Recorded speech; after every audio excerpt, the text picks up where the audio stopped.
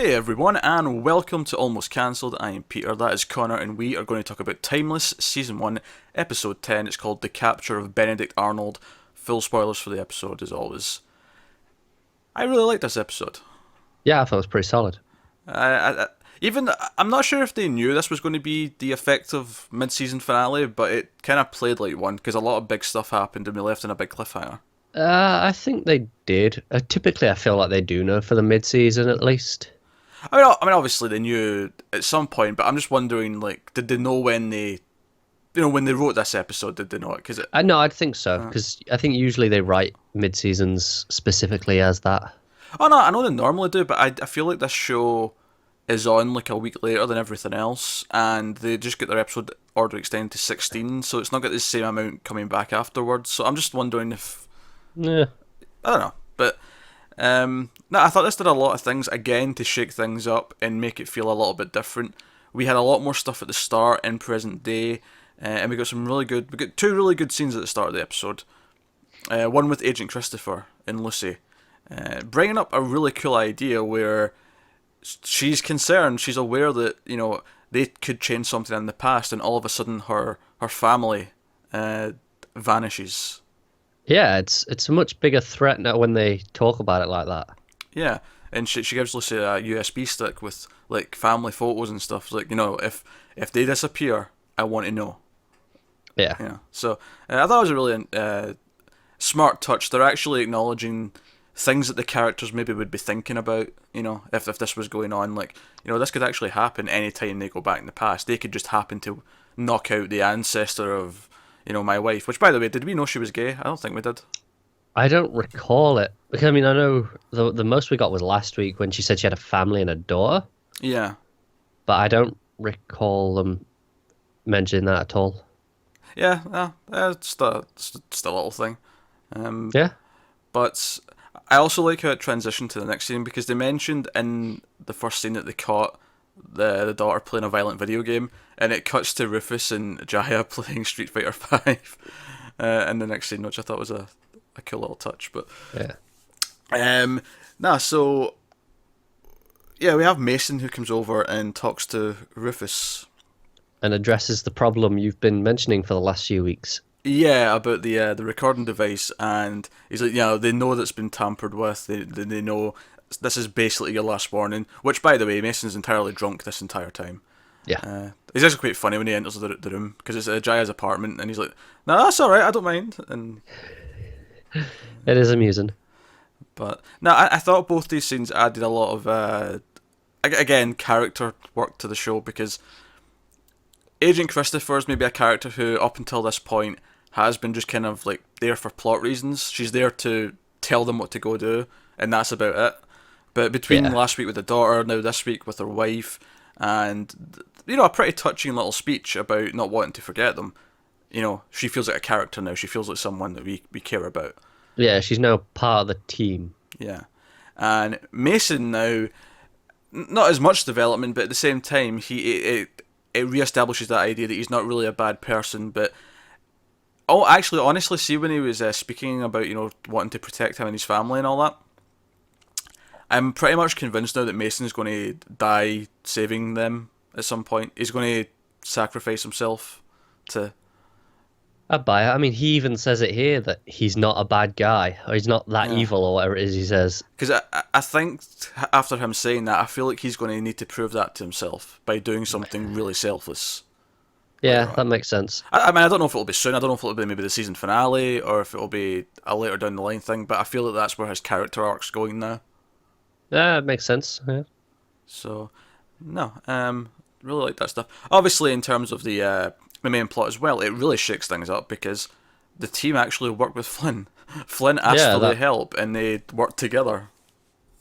Yeah, it's something obviously we kind of knew was coming since what episode, maybe two or three. I can't remember when that was. Yeah. When Flynn mentioned that it was going to happen from the journal. Yeah, and here we are, and not in the way that you'd expect. No, and I love how he walks into the room. We don't even know he's there yet. I mean, we know he's around because they always go back to the time period where he's went to, but Yeah, he just walks in the room and he's like, "Right, guys, I need your help," and they're all like, "Bitch, please," you know. pretty much. But no, and they actually bring up a really good debate. Like, if we stop Rittenhouse now, it solves all this, which is why I knew it wasn't going to work, because, It's too early in the season. well, it's too early in the season, but even just in he has this journal, so more things have to pass before Lucy will write this, presumably. So you say that, but this show has been establishing that you can change time on the flow. Like, like they do it and then it changes the present when they go back.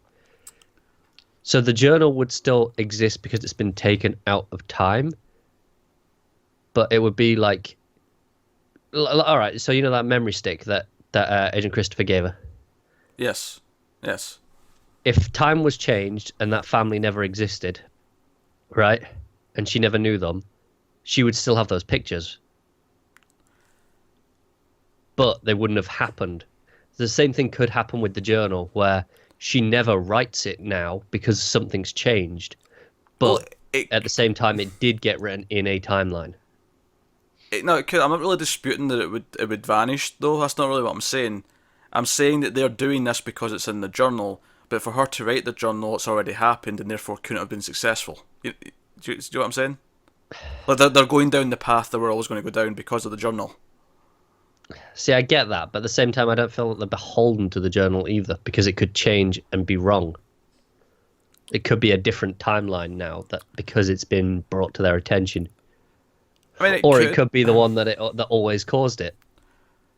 Oh, it could. I mean, even though the show plays it as if things can change on the fly, I'm wondering if the ultimate thing will be a cyclical kind of thing where it's like self-fulfilling. It'll always happen so that she eventually has to write the journal. The choices that they make will always end up with these same results. Yeah, it could be. This is kind of the problem with time travel shows. There's just it could go either way, and until they establish and just tell us, you can speculate all day. Yeah. So yeah, they have to work with Flynn, and obviously we're in the past. We've got George Washington trying to get to Benedict Arnold, because Benedict Arnold, of course, tries to help the British, the evil redcoats.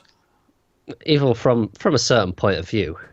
So Flynn convinces George Washington that they're spies and they're going to infiltrate the British for him, but really, of course, they're want to get to Benedict Arnold because the thing, the bit of paper, the message that Flynn got out of the clock that he got from the key from Bonnie and Clyde. This is really convoluted when you really add it all up in that. This was something written from Benedict Arnold, which was talking about Rittenhouse and how he was there and how he was one of the founding members. He's part of it at the start. And of course, the revelations we get from this was that Rittenhouse is. I mean, it kind of is a group of people now, but it started as. It's become that. Yeah, but it started as one person. It started as David Rittenhouse. Yeah. Who turned out to be Principal Snyder from Buffy. Of all people. Yes, got a good chuckle there. Yeah, so as soon as he walked in the room when they get to him later, I just started laughing. I was like, oh man, couldn't take it seriously, could you? Nah. He gets eaten by a snake. Mild spoilers for Buffy. Yeah, I was going to say, jeez. Mild spoilers. For it. Why not? I always remember that though, because he argues with the snake and says he won't have this on his skull. Just before. I think everyone remembers it because it's quite memorable. Like, it's one of the most memorable scenes of the show, I think. It's also a running joke that he's the second principal to get eaten on that show. Anyway, but no, he's great. He comes in, he's all evil. He's he's racist, he's sexist, he's just deplorable in every manner of speaking. I did really enjoy them working with Flynn though. This idea that he does have some sort of end goal, and even he himself admits that he's become something that he's trying to save his family, but he knows that he can't go back to them and stay with them because everything he's had to do to get them back has made him a different person than what he was when he was actually with them. When he was a father, when he was a husband. I like how at the start it felt like he just wanted to destroy America. Like that was kind of like what it seemed like the goal was. And obviously now we learned more about Rittenhouse and it was against that, but now he could have destroyed America so easily in this if that had ever been his objective. Just kill George Washington. Yeah, he's secretly just hunting down Rittenhouse, and I feel like because it led to his wife and daughter's death, I think it makes Wyatt possibly sympathise with him, at least if not now, down the line. There's That's what he even offers them. It's like he sweetens the pot as he puts it. When he's trying to like bargain with them to make them help him. He's like, look, I'll tell you who killed your wife. Rittenhouse won't come after you anymore, Rufus. Lucy, you'll probably get your sister back. They all have their own agendas and goals and things that they've got to attain from altering the past, and they're not supposed to do it, but can they do it once for the greater good? But of course, is the lesson going to be that even if they do pull this off, and technically they do, they kill Rittenhouse. Flynn does kill him, but he doesn't get his son, who presumably grows up to be Uber Rittenhouse.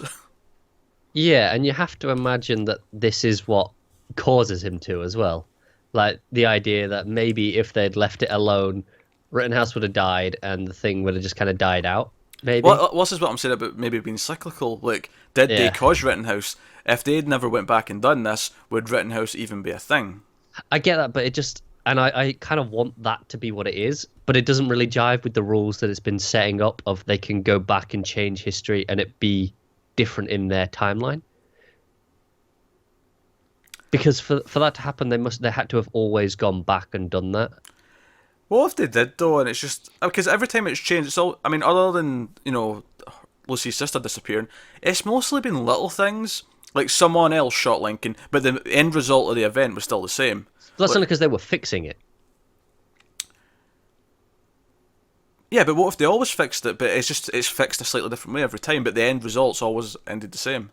Okay, I get you. What if the universe is always course corrected so that it ends with the same the same end result, the same Lincoln still dies and the effects of that still happen, But so like regardless of what Flynn does, like you can't change it, Yeah. So it's like the idea if they went back and killed, let's say Hitler, it would just be a different name, but the same events more or less. Yeah, like Hitler 2.0 would be the one who leads them into World War II. Yeah.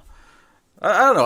I'm theorizing, but it's kind of starting to feel like that because nothing has drastically changed, really, when you think about it. Yeah, sure, someone's disappeared, but in terms of the world scale, in terms of they've not come back into the present, and it's like the man in the high castle all of a sudden, where everyone, where someone else won the war and everything's changed. No, that makes sense, and I kind of hope it is that because it's more interesting. Just the idea if they're causing things and everything happened because of them in the first place is much more interesting than just them trying to save it. Especially when they realise it. Yeah, exactly. And then it's like, what do they do? Because do they try and fix it again and it still becomes the same problem of, hang on, and what do we do? Because that question of free will versus fate, especially when you're talking about time travel and it becomes a real thing, like I mean, not that fate necessarily exists with time travel, but it kind of does in a sense because that's how you describe it. That's how you describe, oh, this is meant to happen, but can we alter it? Can we alter fate? Yeah, can we alter what has already happened, essentially? Yeah, and maybe the truth is you can't. I don't know. Maybe not. Maybe that's the whole thing. But no, made for an exciting episode. And once Lucy, of course, protects Rittenhouse's son, and the son gets away. So Flynn takes Lucy. Flynn takes her to the mothership, the main time travel device, not the backup that our team's been using, the craggly old thing. Yeah, the real deal. The thing that looks like it's something from Portal, or actually no, it looks kind of like Eva from Wall-E, like as if it was made out of her. It does, but I also get the Portal. It looks very much like the Portal gun sort of thing. Yeah. Whereas the one that our team is using is more like I don't know, something from BioShock that's been thrown together in a steampunk world. I don't know. Yeah, it does feel that more just kind of beat up old, whatever you can make it out of sort of feeling. Yeah, that's a prototype. That's what these things happen. But no, I thought this was a really good episode because it gave us lots of these character beats. The characters deciding to whether or not to help Flynn was interesting. It gave them all kind of mid-season rounders to their arcs. Maybe Wyatt gets the short end of the stick a little bit compared to the other two, but he kind of had it a couple of episodes ago, like when was it last episode where he kind of had the whole thing where he told I think it was last week with the engagement story, and that kind of brought his emotional arc to a head there.